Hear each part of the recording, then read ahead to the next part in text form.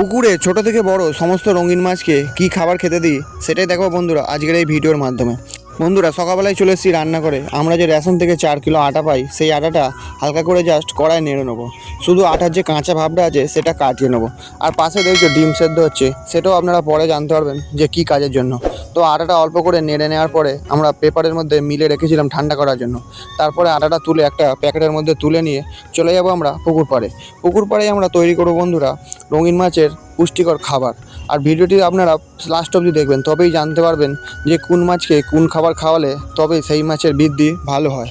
তো বন্ধুরা আমরা পুকুর পাড়ে চলে এসেছি। এখানে কি কি আছে দেখো, একটা ডিম সেদ্ধ, আগামীকাল বিকেলে খোল ভিজিয়ে রেখেছিলাম সেই খোল ভেজানো, আর যে আটাটা ভেজালাম সেই আটাটা, আর এখানে আছে সিপি 1.5 mm সিপি 2 কিলো, আর আছে প্রোটিন আটা 4 কিলো। এই প্রোটিন আটা আমাদের এখানে 35 টাকা কিলো নেয়। আর আছে সিপির ডাস্ট 2 কিলো, এই সিপির ডাস্ট আমাদের এখানে 72 টাকা কিলো। মোট সব কটা খাবার আমরা এখানে নিয়ে চলে এসেছি। এবার সর্বপ্রথম আমি প্লাস্টিকের মধ্যে ঢেলে নেবো 4 কিলো প্রোটিন আটা। তারপরে ঢেলে নেবো যে আমরা ঘরে আটাটা ভেজে রেখেছিলাম সেই আটাটা।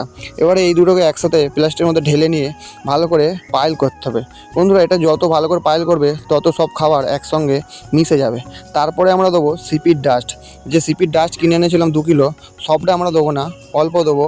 আর যে কিছুটা পরিমাণ সিপির ডাস্ট রেখে দিলাম সেটা একটু বাদে বুঝতে পারবেন ঠিক কী কারণে। তো বন্ধুরা সিপির ডাস্টটা খাবারের মধ্যে দিয়ে ভালো করে আগে পাইল করে নিতে হবে।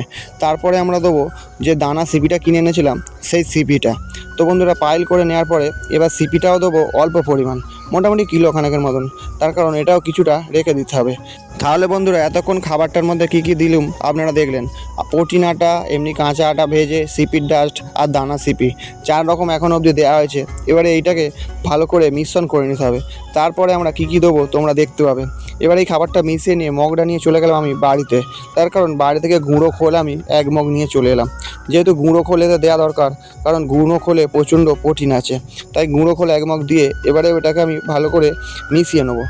বন্ধুরা এই যে খাবারটা আমরা তৈরি করলাম, এই খাবারটা আপনারা যে কোনো মাছকে খাওয়াতে পারবেন একটু বড় হয়ে গেলে। একদম ছোট মাছকে কী খাওয়াবেন সেটা আপনারা একটু বাদে বুঝতে পারবেন। তো সমস্ত খাবারটা মিশ্রণ করা হয়ে যাওয়ার পরে এবার আমি প্লাস্টিকের মধ্যে তুলে নেব। তারপরে আপনাদের দেখাবো যে ছোট মাছের জন্য কী খাবার খাওয়াতে পারবেন। সব খাবারটা প্যাকেটে তোলা হয়ে যাওয়ার পরে প্রথমে মগটা আর গামলিটা নিয়ে আমি ভালো করে ধুয়ে নেবো। তার কারণ এবার আপনাদের দেখাবো যে ছোট মাছকে আপনারা কী খাওয়াবেন। প্রথমে যে ডিম সেদ্ধটা আমি এনেছিলাম সেই ডিম সেদ্ধর খোসাটা ছাড়িয়ে নিয়ে ডিমের সাদা অংশটা আমি পুকুর পাড়ে দাঁড়িয়ে খেয়ে নিলাম। তারপরে ডিমের যে কুসুমটা আছে সেই কুসুমের বেশ কিছুটা অংশ আমি খেয়ে নেবো, আর অল্প কিছুটা অংশ নিয়ে আমি রেখে দেবো। তার কারণ এইটাই হবে ছোট মাছের খাবার।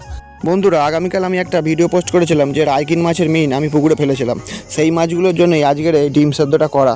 তো ডিম সেদ্ধর যে কুসুমটা নিয়েছি আমি, কুসুমটাকে নিয়ে আমি একটা গামলির মধ্যে ভালো করে চটকে নেবো। যত ভালো করে চটকানো যাবে ততই ভালো, তার কারণ এই শাক পুরো ভালো করে গুলে নিতে হবে। তো ভালো করে ডিমের কুসুমটা চটকে নিয়ে এবার ময়ে করে আমি জল তুলে আনবো, আর ভালো করে এটা গুলে নিতে হবে। তো দেখো আস্তে আস্তে আমি জল দিয়ে নিচ্ছি, আর হাতটা ভালো করে ধুয়ে গামলিটা ধুয়ে পুরো ডিমের কুসুমটা গুলে নিলাম। দেখো একদম লিকুইড হয়ে গেছে। তারপরে আনবো খোলের বালতিটা। খোলের বালতিটা এবার এনে প্রথমে আপনাদের দেখাবো যে খোলটা কাল থেকে ভেজানো ছিল, যার ফলে ওপরে যে জলটা আছে তেল তেল ভাব, এই তেল তেল ভাবটা কিন্তু বাচ্চা মাছকে খেতে দিলে হবে না। তো প্রথমে সেই তেল তেল ভাবটা আমি ডাইরেক্ট পুকুরে ছেড়ে দিলাম। আর ভেতরে যে গাঢ় খোলটা আছে সেই খোলটা আমি রেখে দেবো, যে কোনো বাচ্চা মাছকে আপনারা খাওয়াতে পারবেন অথবা ডাইরেক্ট পুকুরে ছেড়ে দিতে পারবেন। বন্ধুরা যেহেতু আমি আজকের বাচ্চা মাছকে ডিমের কুসুম খাওয়াবো, তাই খোল জল আর মাছে খেতে দেবো না। তো সমস্ত খাবারগুলো নিয়ে আমি সোলার মধ্যে উঠে পড়লাম। এবারে নেটে আমি আস্তে আস্তে যে খাবারের মিশ্রণটা করেছিলাম সেই খাবারটা আমি দিতে থাকবো। আর রাইকিন মাছের বাচ্চাকে দেবো ডিমের কুসুম, আর কিছুদিন আগে যে রোজি মাছের বাচ্চা ছেড়েছিলাম সেই মাছগুলোকেও আমি ডিমের কুসুম এখনও খাওয়াতে পারবো। বন্ধুরা যে কোনো বাচ্চা মাছকে মিনিমাম 7 থেকে 8 দিন ডিমের কুসুম খাওয়ানোর পরে এরকম খোল ভিজিয়ে রেখে তার উপরে তেল অংশটা ফেলে দিয়ে তোমরা খাওয়াতে পারবে, তাহলে মাছের খুব ভালো বৃদ্ধি হবে, তবে কিন্তু খুব অল্প পরিমাণ। আর এই খোলটা আমি আপনাদের শুধু দেখানোর জন্যই ভিজিয়ে রেখেছিলাম, তাই জন্য খোল জলটা দিয়ে দিলাম আমি ডাইরেক্ট পুকুরে। তো বন্ধুরা আজকের ভিডিও এই পর্যন্তই, আবার দেখা হচ্ছে আগামীকাল।